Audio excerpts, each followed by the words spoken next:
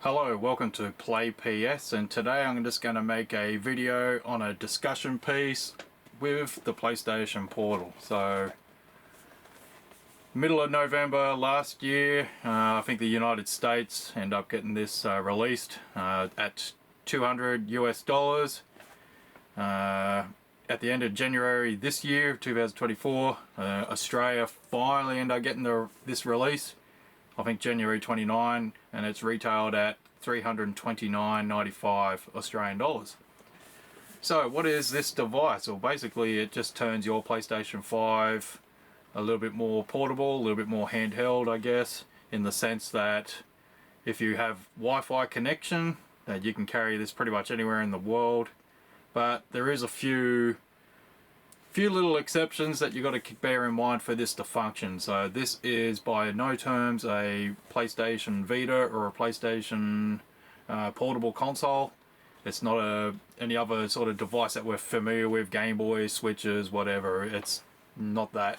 Basically, it's a LCD screen with a controller from the PlayStation 5 that's been split in half. And that's about it. It doesn't really have a whole lot of meat and potatoes as far as load PlayStation 5 games. So that will require the system.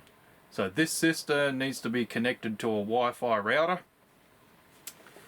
And if you're within your home or office or whatever, as long as this is connected to the modem Wi-Fi, you should be able to play this game anywhere around the house.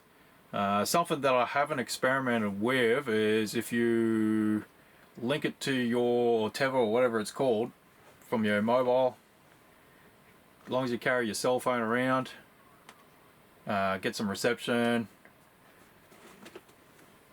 that's about it. So so it kind of needs something to connect to your Wi-Fi at home for the console. The console needs to be running as well. That's why I leave it on standby mode now, so it's with the amber coloured lights. Without that, I'm not sure whether it can really boot up. So there's a few little hiccups. It's not perfect by any means. Probably one of the biggest frustrations with this portable device is the connectivity, or how fluid the game looks. Once you get like good connection, it can last for a while, and the gameplay looks absolutely brilliant on this screen. However, if there's issues like, I don't know, any interference, could be concrete walls, brick walls, microwaves, I don't know, something that causes some kind of interference to the Wi-Fi, the game gets a little bit jittery.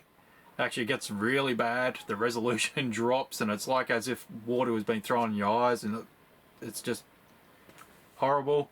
And to the point where it actually drops out, and I've had quite a few times disconnections. That's okay, depending on what game you're playing. You can most times reconnect with very little drama. Also, yeah, okay, so here's one thing I learnt. So unless you're an absolute guru with internet connectivity, you're going to struggle to get the absolute best out of it. And even to this day, I'm going to do experimentations to try and improve the quality. Being negative Nancy, I guess. However, once this thing's up and running, I've really enjoyed this. There is some games that will take advantage, definitely with level grinding sort of stuff. Like, okay, so I'm playing front mission first. Normally when I don't have gaming or time to do gaming, this device, this portable device is giving me the opportunity to jump on for 15 or 20 minutes, do some level grinding, get the experience points, make your characters a little bit stronger, and then when you do have time to have a good proper gaming session, you know, you can start nailing, complete those levels, get those trophies, right? On the other hand, other games, which will be quite a lot of games, that requires timing and everything else, and avoid, I don't know, bullets or whatever. So for example, this is the other game I've been playing, Air Twister. Most times it's been pretty good, but once it stutters and all that, you kind of go, tell yourself to try and hit the pause button and until it regains itself, or if it drops out, rebooting the game.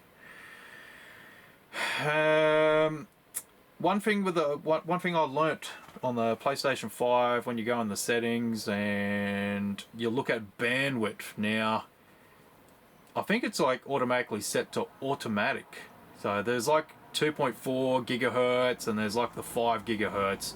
Switch it over to the 5 gigahertz, so it brings it onto a different bandwidth.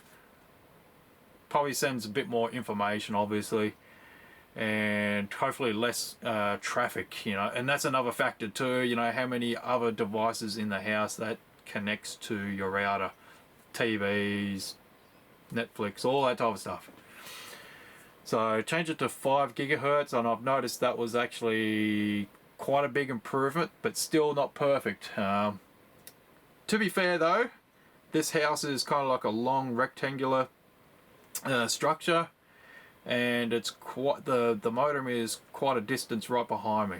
So there is a few things, obstacles in the way that could have impact on the quality. With my PlayStation 5 Spider-Man console, I'm going to make that as my all digital console, despite it can play physical discs. I've decided to use all the memory, so with your monthly free PS games I'm going to download. And because Spider-Man 2, when you get the limited edition console, that came digital, so that's why I'm making an all digital console.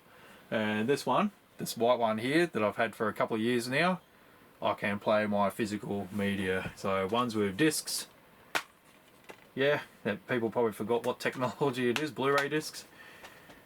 That's what I'm going to, sole purpose anyway for this console. So that's how I'm going to do it. Actually, let's have a look at the PlayStation Portal. Actually, here's a really cool thing as well. My wife ended up picking up this carry bag as well. You probably get something similar right now at JB Hi-Fi.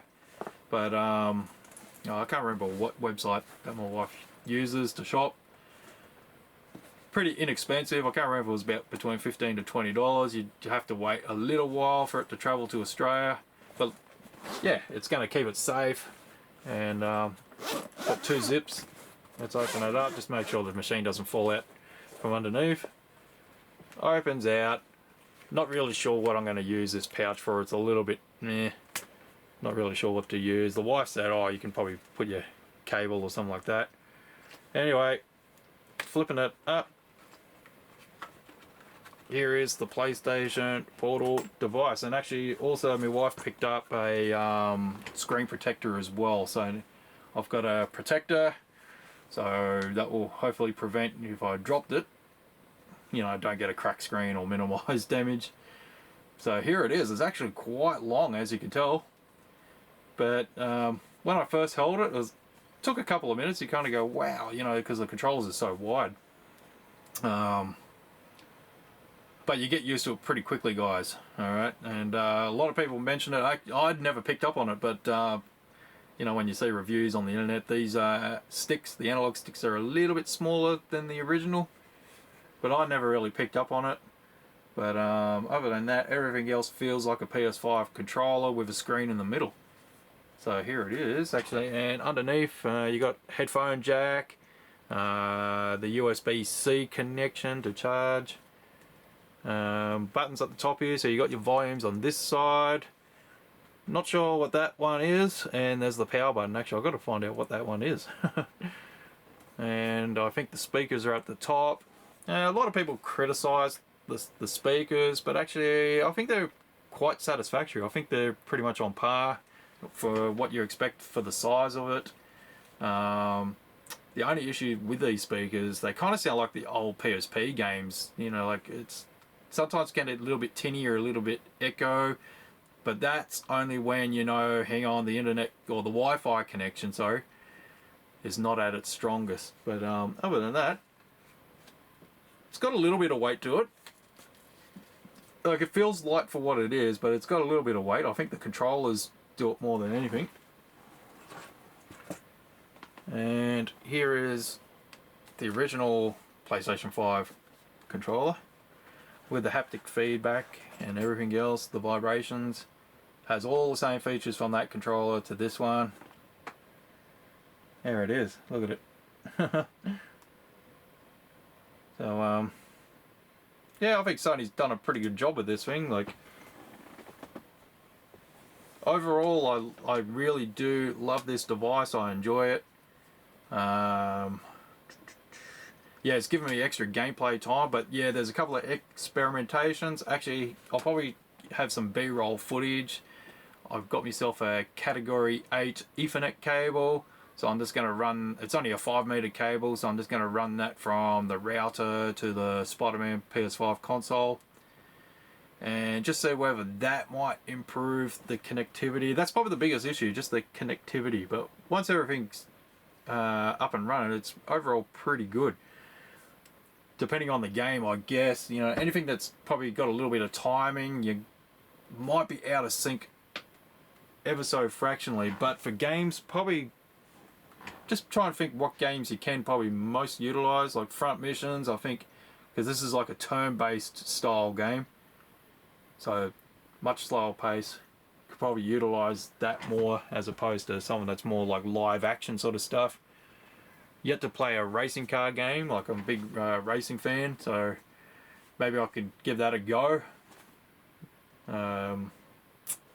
Yeah, other than that, that's about it I can tell you about this console. Just wanted to make a video in regard to the PlayStation Portal. Like, overall, I enjoy this product. I think it's well worth its money. If you're an IT expert, you'll probably nail this and get absolutely awesome gaming experiences from it.